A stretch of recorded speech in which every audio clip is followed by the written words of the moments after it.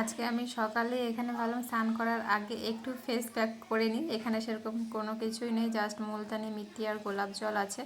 এটা আমি আগেও ইউজ করেছি, বাট তোমাদের সাথে সেরকম শেয়ার করা হয়নি।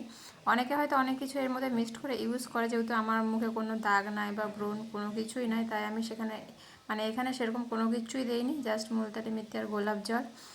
আর এটা লাগানোর পরে জানি না, মুখটা একটু না চুলকানি টাইপের ভাব চলে আসে, আমার শুধু মনে হয় কি চুলকাতে ইচ্ছে করছে।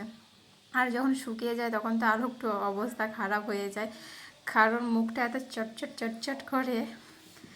যেহেতু মাটি টাইপের জিনিস, যে মাটি শুয়ে গেলে কীরকমটা হয় ওই টাইপের হয়। আর এটা লাগায় কোনো কি উপকারিতা আছে কি না আমি জানি না, বাট আমি লাগাই, আমার সেরকম কোনো মনে হয় না যে কোনো কাজ করছে ভালো কি মন্দ। তবুও যেহেতু নিয়েছি, নষ্ট করে লাভ নেই, তাই আমি এটা যেহেতু যখন পুজো চলে এসছে আর আজকে সপ্তমী, তো আজকে আমি সকালবেলায় স্নান করার আগে লাগিয়ে নিলাম। দেখা যাক কী হয়, মুখের কোনো কিছু গ্লো আসে কি না।